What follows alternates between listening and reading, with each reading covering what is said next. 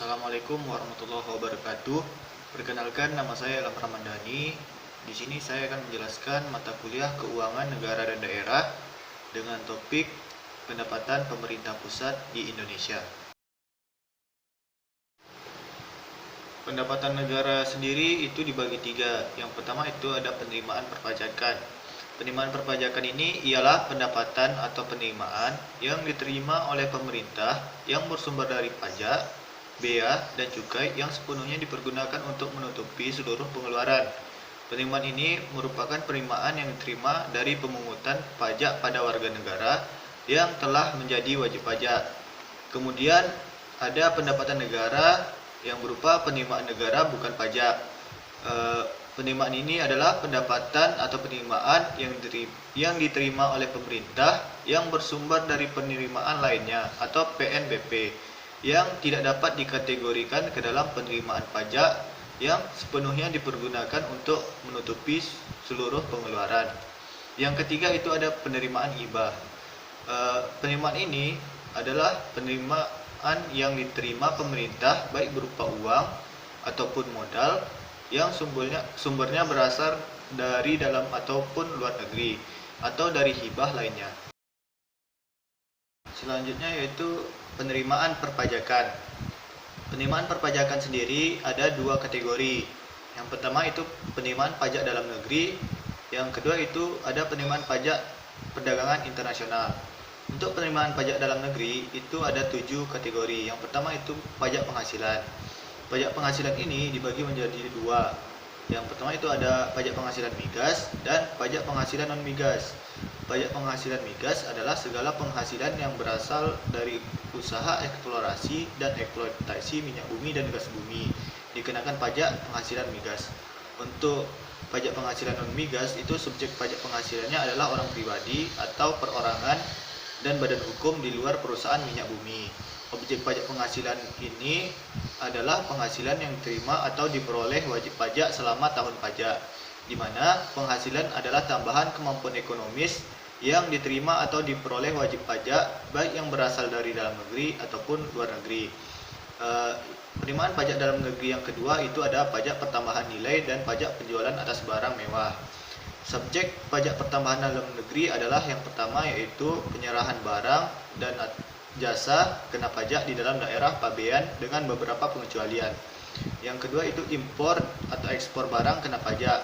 Yang ketiga itu pemanfaatan barang kena pajak tidak berwujud atau jasa di luar daerah pabean di dalam daerah pabean. Yang keempat itu penyerahan barang kena pajak yang tergolong mewah oleh pengusaha barang tersebut di dalam daerah pabean dan impor yang tergolong dalam barang mewah. Bagi barang kena pajak yang tergolong mewah, selain dikenakan PPN, juga dikenakan pajak penjualan barang mewah atau PPNBM. Penerimaan pajak dalam negeri yang ketiga itu pajak bumi dan bangunan atau PBB. Objek PBB adalah bumi dan bangunan dengan beberapa pengecualian dan dibagi dalam sektor pedesaan, perkotaan, perkebunan, perhutanan, dan pertambangan. Subjek PBB adalah orang atau badan yang secara nyata mempunyai suatu hak atas objek, memperoleh manfaat atas objek, memiliki objek, dan menguasai objek baik atas bumi atau atas bangunan atau salah satu di antaranya. Pajak dalam negeri yang keempat ialah bea perolehan hak atas tanah dan bangunan atau BPHTB. BPHTB yang tercantum dalam APBN yaitu penerimaan negara yang berasal dari pemungutan karena diperolehnya hak atas tanah atau bangunan. Sebagai subjek BPHTB adalah orang pribadi atau badan yang memperoleh hak atas tanah dan bangunan. Objek BPHTB adalah perolehan hak atas tanah atau bangunan karena yang pertama itu pemindahan hak, yang kedua yaitu karena pemberian hak baru. Sumber penerimaan dalam negeri yang kelima yaitu cukai. Cukai adalah pungutan negara yang dikenakan terhadap barang-barang tertentu yang mempunyai sifat dan karakteristik yang ditentukan yang disebut barang kena cukai atau BKC. Penerimaan yang keenam yaitu pajak lainnya. Penerimaan negara yang tercantum dalam pos pajak lainnya adalah penerimaan dari bea materai dan bea lelang. Penerimaan yang ketujuh yaitu bea materai. Bea materai merupakan pajak atas dokumen. Satu dokumen hanya terutang satu bea materai dan tembusan atau rangkap dari dokumen terutang bea materai yang sama dengan yang asli. Selanjutnya yaitu penerimaan pajak dari perdagangan internasional. Itu ada dua kategori. Yang pertama itu bea masuk.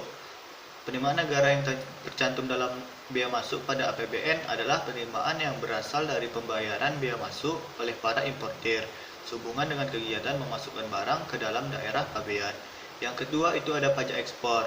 Penerimaan negara yang tercantum dalam pajak ekspor pada APBN adalah penerimaan sebagai hasil pungutan pajak yang dikenakan atas ekspor beberapa komoditi tertentu, misalnya kulit, rotan mentah, kayu gelondongan, karet, kopra, kopi, dan sebagainya. Selanjutnya ada penerimaan negara bukan pajak. Di sini dibagi menjadi tiga kategori. Yang pertama itu penerimaan dari sumber daya alam. Penerimaan dari sumber daya alam ini dibagi lagi menjadi dua. Yang pertama dari migas, yang kedua itu lainnya. Lainnya ini dapat berupa kehutanan, pertambangan umum, dan perikanan. Penerimaan negara bukan pajak yang kedua itu bagian laba BUMN. Penerimaan ini adalah penerimaan pemerintah dari bagian laba yang diperoleh badan usaha milik negara sebagai dividen atas modal saham yang ditanam oleh BUMN. Terus penerimaan negara bukan pajak yang ketiga yaitu penerimaan negara bukan pajak lainnya. Selanjutnya yaitu ada penerimaan hibah. Hibah dapat diperoleh pemerintah dari individu, institusi, atau pemerintah baik dalam negeri ataupun luar negeri. Tidak ada kewajiban pemerintah untuk mengembalikan penerimaan dari hibah ini. Hibah bukan penerimaan pemerintah yang dapat dipastikan perolehannya, tergantung kerelaan dari pihak yang memberinya. Penerimaan ini pada umumnya diberikan ketika suatu negara dilanda bencana atau bertujuan untuk kemanusiaan. Selain itu, biasanya diberikan dengan tujuan untuk memberikan peningkatan ilmu pengetahuan negara yang bersangkutan. Mungkin sekian penjelasan dari saya. Bila ada kesalahan dan kekurangan, saya mohon maaf. Saya akhiri. Wassalamualaikum warahmatullahi wabarakatuh.